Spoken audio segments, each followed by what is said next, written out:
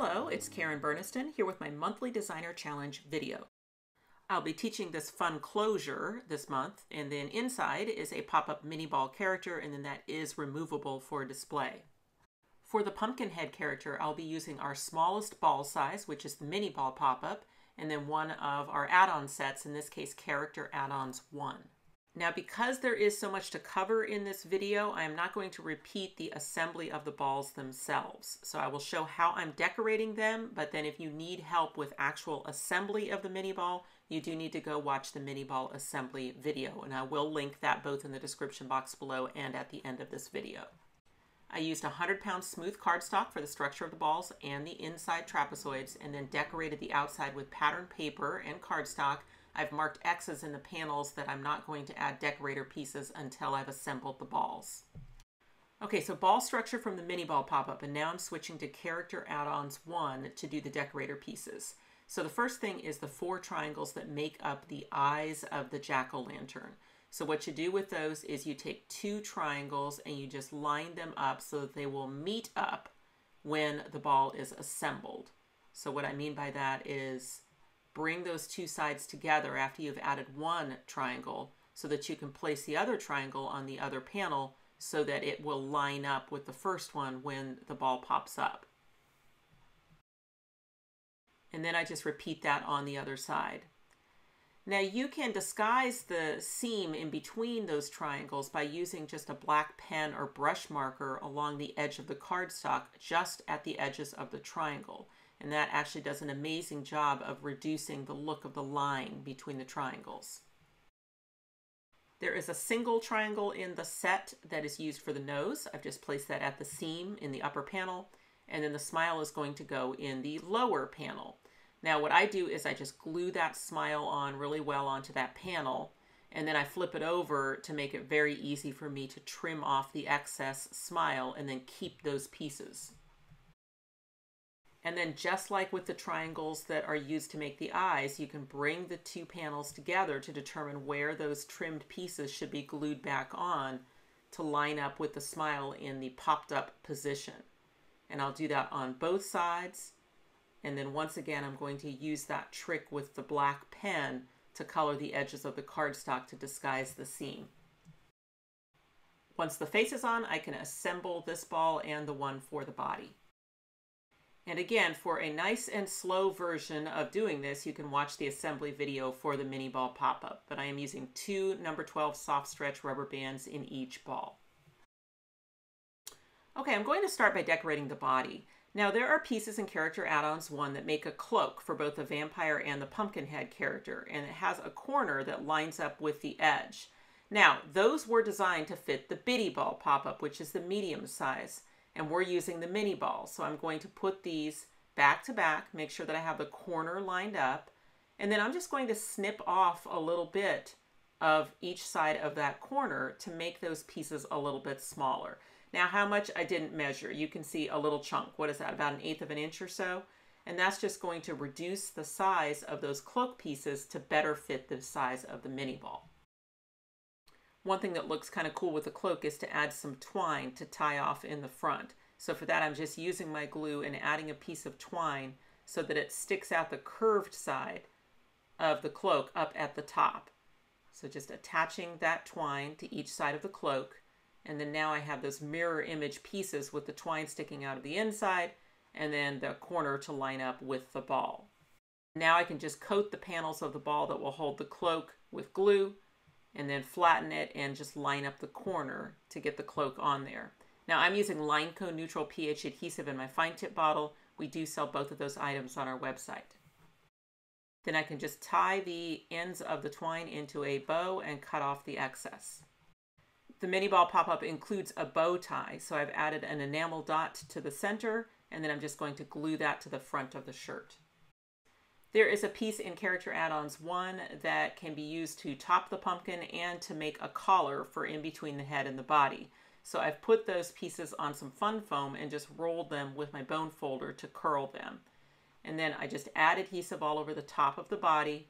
And then for this one, I've decided I want 2 of the points to kind of straddle the front. So I need to put that on at a bit of a diagonal to be able to have that orientation. So you can see I've got points there on the front.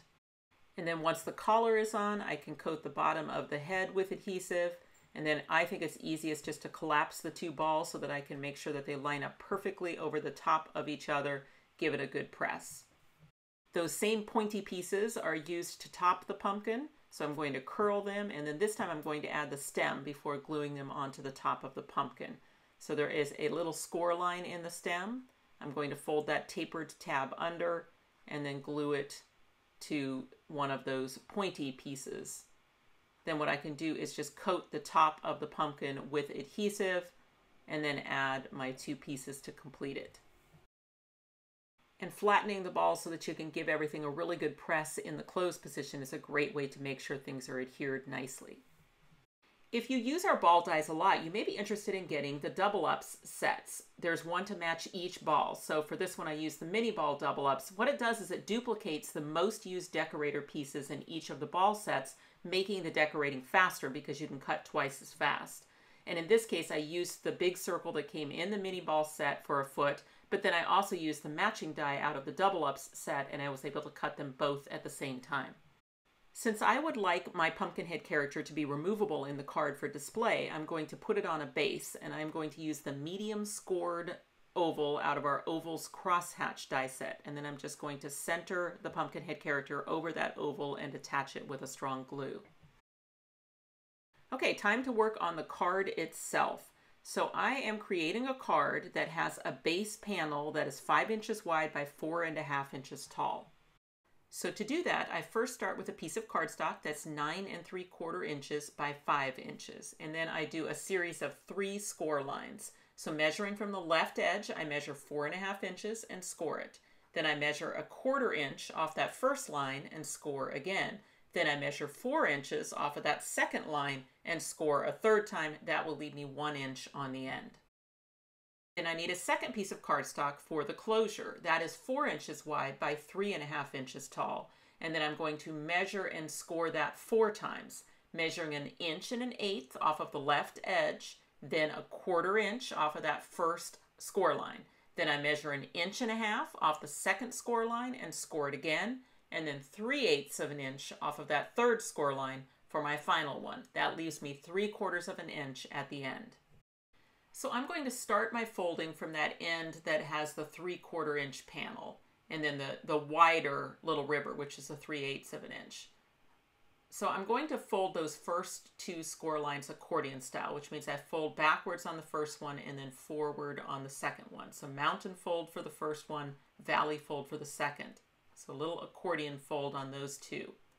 And that's going to be the part that slides over and keeps the card closed. So back here on the back, I actually want to seal it closed. So in the valley that's created by that accordion fold, I want to go in there and add a strong adhesive and actually seal that up. And then what I'm going to end up with is this little pivoting piece that, is kind of double thick, and it can slide over the top and keep the card closed. All right, then the other 2 score lines are both going to be mountain folds from the top, so that I basically make this little closure system. And I'll go ahead and use my bone folder on those 2 folds so that they are nice and crisp. All right, one last little look. You can see how this is. So you've got this little pivoting piece at the top, and then you've got those 2 folds at the bottom. Okay, then for the big card piece, you want to fold both of the river folds, the ones that are 1/4 inch apart, the same way, so that those become a thick fold for the card. So just working those folds, a bone folder can be very helpful for this because that is thick cardstock. So I'm using 100-pound smooth cardstock for this. It doesn't necessarily have to be that strong, but I do like it because it really holds down the ball. Now the front of the card is actually the one that has the extra inch panel that I haven't folded yet. So that is going to fold up towards the front of the card. So a valley fold on that one. You can see that this little shape kind of looks like a little matchbook if you look at it from the side. Okay, so now I'm going to take my inch panel that's on the closure piece and I'm going to glue it centered up behind the card itself. So a strong adhesive for that, and then just get it centered in there and glued to the back. And I'm just gluing up to the first score line so that I have that thick fold on the outside for the closure. I am using a piece of pattern paper called Creepy Candy by Echo Park, and I've cut a piece 4.5 inches by 3.5 inches for the front of the card, and I'm just going to center that.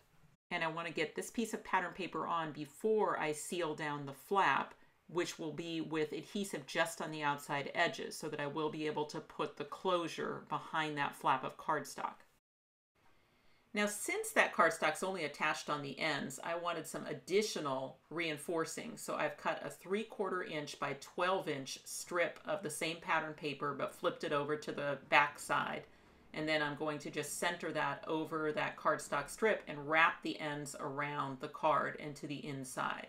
And that will just really help keep that cardstock strip in place for my closure. Now I open up the card and add a square of the same pattern paper, 4¼ inch square, centered in the inside panel. And then I've got two 1-inch strips of cardstock. So those are 1 inch by 4.5 inches. And I'm going to glue those on the edges, but only using adhesive at the top and the bottom. That way I'll be able to slide that oval underneath those strips of cardstock to keep my pumpkin head in place.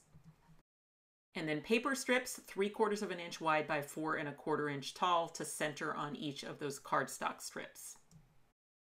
And then my final two pieces of pattern paper each measure 3¼ wide by 1¼ inch tall, and those will be used on either side of the closure. And I kept the color for the inside one a solid one that I'd be able to write on for a personal greeting. A panel of paper on the back of the card will kind of clean things up and cover up the seam where the closure was added. Now I like to cut that just a little smaller than the base panel, so 4 7/8 by 4 3/8 will fit on there just perfectly. So then to add the pumpkin head character inside the card, I just need to make sure that the ends of the oval, the orange oval, are underneath those cardstock strips, and that will keep the character in the card when it first opens instead of jumping all the way out of the card. For the front of the card, I'm using our Happy Halloween die that does include a shadow, and then also the bat from our skeleton and bat set, which I've added to the closure. And then inside the card, I've layered 2 of those crosshatch ovals together and then created a greeting trick or treat using our mini alphabet and numbers die set. The finished card is 5 inches wide by 4.5 inches tall, but it has those thick folds. So it will fit in an A7 envelope nicely for mailing, but you will need the extra postage because of the thickness. So these dimensions work wonderfully for any mini ball character, that card base with that closure, and of course it doesn't have to be a Jack Pumpkin head. If you wanted to use the bitty ball or the surprise ball and have your character be a little larger, just enlarge the card so that it will fit those larger ball sizes. And as a good example that you can really swap it out for anything, here is the inspiration card, which was the Love You No Lion card that I taught as a class. So again, just the lion put on that oval, same exact dimensions, and then that cool little flap closure.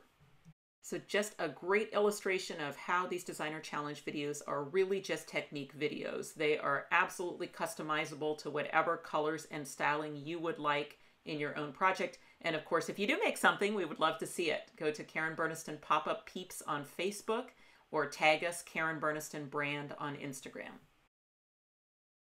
There is a wealth of information in the description box below this YouTube video. That is where you will find supply links. You will find a link to the blog post. On the blog post, there are photographs of this card as well as links to all of the fall and Halloween inspiration by our very talented design team. Thanks for watching. If you click on the website link, you'll go to KarenBurniston.com where you can purchase these dies as well as find links to our other social media accounts. You can subscribe to this YouTube channel and check out some of my other videos. Thanks so much for watching, and I'll see you next time.